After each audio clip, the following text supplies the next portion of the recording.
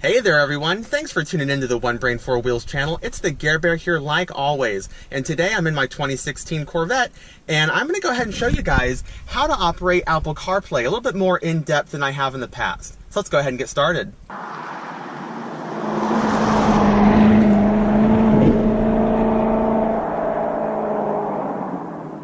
So if you've been a long-time subscriber, you've probably seen my previous video I made on how to operate the Chevy MyLink system, and in that I believe I touched a little bit on how to use Apple CarPlay, or at least it existed.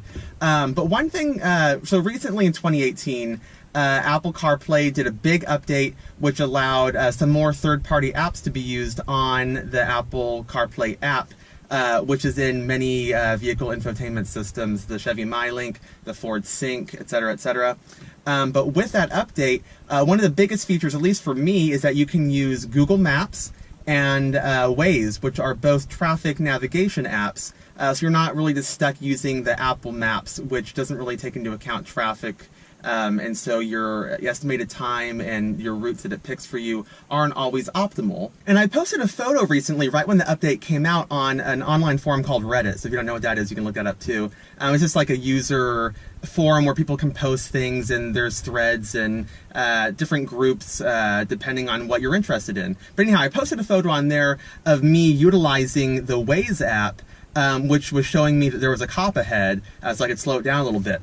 And on that thread, I got quite a few questions about people asking, well, what's Waze? And to me, that's a big shame, because that is by far my most favorite navigation app, because it's all user-generated data on that. Obviously the maps, I think it's owned by Google actually. Yeah, so people, the other users, they're constantly sending information up to Google. So you get really accurate drive times, for traffic and stuff, as well as user-generated data such as, cars pulled on the side of the road, things in the road, police around, so it's very useful and I really like it. And so a lot of people on that were asking, what's Waze? So I figured in today's video, let's go ahead and discuss how to use Apple CarPlay. Let's talk about the update that just came out here at the end of 2018. And really, let's just educate you guys on what you guys can use. There's a lot of stuff that you can do with the Apple CarPlay in your Chevy vehicle. So let's just go ahead and delve into it. And that way you guys can get the most out of the technology that's built into your car. So without further ado, let's go ahead and get started. So to get started using CarPlay, first off, you need an Apple phone or an Apple device. And then secondly, at least in GM vehicles, CarPlay only works when your device is connected via USB. So here in my car, I've got my iPhone here, and I connect it through the USB in here. And there's other USBs, just for your guys' information, if you got a Corvette, there's a USB in there, and I think that's it. But anyhow, so first off, go ahead and connect your phone, and then you might be on like a different thing, different screen on your infotainment system here. But to go ahead and start Apple CarPlay, go ahead and click the home button down here, and you'll see an icon right there that says Apple CarPlay. Now, if you have an Android device, it'll probably say Android Auto there if you click in or connect your Android phone. And just to go ahead and show you guys the difference, I'm gonna go ahead and unplug my phone right now, and you guys will see now it just says projection on the screen, but it actually doesn't say CarPlay, it doesn't say Android Auto, and if you click it, nothing will happen because there's no device connected. So I'll go ahead and click OK to get rid of that screen. Let me one-handed plug this guy back in. And then if you give it a second, it should pop back up Apple CarPlay. Let's see. See, my phone says CarPlay. Oh, and Apple CarPlay popped up. So great, now you're good. So let's go ahead and click on Apple CarPlay now. And whoa, that looks like an Apple screen, because it is. One thing I do want to point out, the app's represented on this home screen on the Apple CarPlay on your infotainment screen. That's not the same setup that you have on your phone. So I'm gonna go ahead and open up my phone now. Okay, so you can see I've got lots of different apps. Obviously, many of these apps are not supported for use on a vehicle infotainment system, but you can see that even some of them that are, like Waze, for example, I don't even have that on my home screen here. So how is that happening? Let me go ahead and show you guys how. So to go ahead and set up your home screen for Apple CarPlay on your infotainment system, this is going to be standard for all vehicles. It doesn't matter if it's a Chevy, a Dodge, whatever. Well, it has to have CarPlay, obviously. But right, so on your Apple device, you're going to go ahead and click on Settings, the Settings app, and then go ahead and scroll and click on General. General right there, you see it? Click it. And then right down here, can you guys see underneath AirDrop, Handoff, CarPlay? Go ahead and click on that. And on this page, you've got all the vehicles listed, or all the systems listed that you've previously connected your Apple device to. So I don't know why I have two on here. I only have one Chevy vehicle with MyLink. So I'm just going to click on one of them. And yeah, see, so right now, do you see how my Apple CarPlay screen on my infotainment system matches this screen right here? So what this allows you to do is customize what apps you have displaying and how they're displayed on the infotainment screen. So you can see on my phone, like the Waze app, Pandora, Podcast, they have little minus signs next to them. So if you don't want those apps on your main screen here, you just go ahead and click on that and it'll get rid of it for you. So for example, I'm going to go ahead and click the little minus sign at the left-hand corner of the Podcast app. Click it. And let's see if there's like a lag maybe, or maybe it's just not registering. Oh, perfect. And you see, it moved it. Now, if you look at the screen, it's not there anymore. And it'll keep it down here, so you always have the option to add it back. Because right now, this has all the apps that are capable of being used with CarPlay that you have on your device. They're already showing up here. But if you don't want them all actually visible because maybe you don't use them, then you can go ahead and click the minus sign and move it down. But obviously, it's only for some apps. You can't get rid of the phone, the messages, the music, those ones Apple has decided to keep on there no matter what. But you can move them around. So like, there's multiple pages on your Apple CarPlay. So I'm going to put my phone down and kind of scroll, and you can see it operates just like an iPad or an iPhone, where you can scroll back and forth. What's great about this whole system, though, I do have to say, is that everything operates like an iPhone. So I'm going to go ahead and move the camera like this. It's a little easier to operate. So what's fantastic about this whole system is that it operates just like any other Apple device. So if you're already used to operating your iPhone or iPad, then, for example, moving an app, you already know how to do that. Just go ahead and press down on it, hold, and then you can see it kind of bubbles up, and you can move it around just like that. Same thing with audiobooks. You want to move it to the end, push, drag, boom, done. You want to get rid of it? Click the little minus sign. I think on the iPhones it's usually an X, but let's do it. It's a little laggy. Let's see. Maybe not. Go. Go. Well, I don't know why that's not working. Oh, WhatsApp worked. Okay.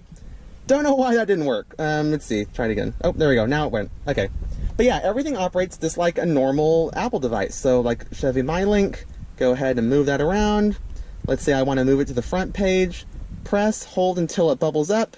Move it to the edge of the screen. Now I can go ahead and pop it down here, just like so. And if you look on here, everything is reflected on the Apple CarPlay screen. So I think that's pretty simplistic. That's something I actually didn't even realize until recently, that there was an actual settings menu in the iPhone, iOS, that allows you to go ahead and configure that.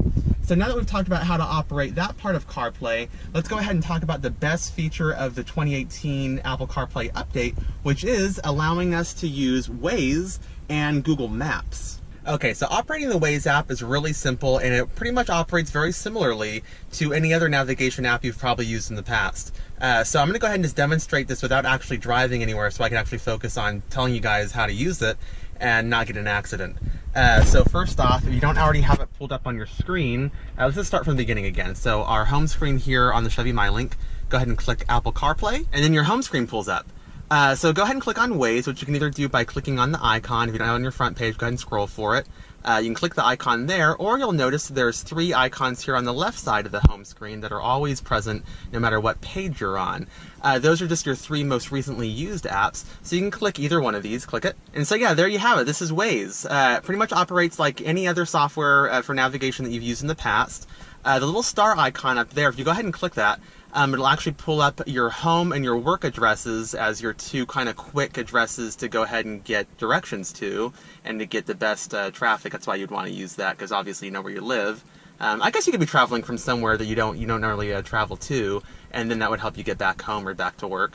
So yeah, go ahead and click that for your favorites. If you go ahead and click the little microphone button there, go ahead and click it. So for example, I'll go ahead and press the microphone button and then go ahead and ask it to find me a gas station. Directions to gas station. Okay, searching for gas stations. And you can get directions to any gas station you want, or you could use the microphone and actually tell her an address, and it'll give you directions to the address you're looking for. You can also press the little search icon there, and when you press the search icon, the little magnifying glass, it'll go ahead and populate any recent places that you've searched for. So if you want to go ahead and go to somewhere you've recently been. And you can also input into the Waze app your work address and your home address, and those two will always be at the top of the listings when you click the search button. So that way you can easily go ahead and navigate home or to work, which are two common places you'll probably be traveling. So you might be wondering why you'd want to program your home or work into your navigation, because you know where those things are. But they're actually really helpful. I use navigation to work every day because it goes ahead and kind of lets me know how traffic's going to be, and it can route me into better routes that'll get me to work a little bit quicker. That's about it for Waze. Let's go ahead and talk about Google Maps, which I don't really use that often, but let's go ahead and learn it a little bit together and kind of go through some of the basics. To launch Google Maps, I'm just going to go ahead and click the home button here for the Apple CarPlay, and let's go ahead and click Google Maps. Okay, and once Google Maps is loaded, pretty simple. Right now you can see the whole map is there. So go ahead and touch it, and this little drop down will come up. Go ahead and click Add Destination. So the Google Maps app is actually a lot more reminiscent of a traditional navigation system like a Garmin or something built into, like, for example, our Jeep Grand Cherokee, where you kind of have, once you click on that main bar, you get a main menu whole page that pops up. And here, it is very similar to Waze, except it's all just on one big menu screen. So you can look at your recent searches to go to places you've recently gone. You can program your home and your work, just like in Waze. You can have some other saved places. I like that feature. That'd be similar to your favorites icon, which is on Waze. You can look for gas stations. It's nice that they have a point of interest already kind of preloaded on the menu. And then you can search for other places. So let's go ahead and click search. And here you can actually type in screen an address or a street or something, a city, where you'd like to go. Sorry for this glare. Go ahead and click cancel. Recent searches, let's see. So here's just random places I've searched for. Yeah, and that's pretty much it. And then same here, we can go ahead and click the little voice icon. Oh, you gotta set this up in your phone. So just in your settings app on your iPhone or Apple device, you'll go ahead and click on the Google Maps. I'm going to show you guys actually. Let me pull it up here. And right here, let's go to settings. And right here, let's see, microphone. This one right here, click it. Now we can go ahead and use the Google Maps app using our microphone. We're giving access. And we can go ahead and get out of that and back to here. And so everything that you could do on your phone, you can now do on your infotainment screen. So that's pretty cool. Definitely, I think that both apps are very useful, Waze and Google Maps. It's definitely nice that you can use it in the infotainment screen. I actually think that the Google Maps app, just after looking at it right now, on the CarPlay is actually, I think I like the layout a little bit better because it's a little bit more traditional.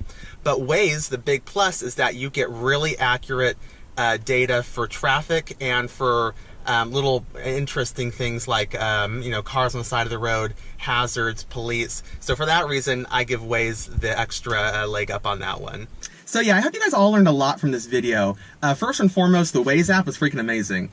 Definitely, it's very helpful in getting you out of bad traffic situations because it will reroute you, usually pretty well, to a faster route. Sometimes it's in little sketchy areas or some weird small little roads, but it's useful. And I'm not gonna lie, probably my favorite feature of that app is the fact that other users can report where cops are, which, some people think that's a bad thing. That's, up to you. I like it. But yeah, that's definitely something, the Waze app, if you didn't know about it before, you should be happy you know about it now. And then secondly, I hope that anyone that didn't really know how to use CarPlay before, that is a really nice feature that we're very lucky to have. Because, for example, my family's 2016 Jeep Grand Cherokee, that doesn't have CarPlay. And so we should be very fortunate, all of us that have CarPlay, that we have that ability, because it's a very nice feature. It's a good selling point, too, if you ever have to trade it in, or not trade it in, but sell it to someone, private party.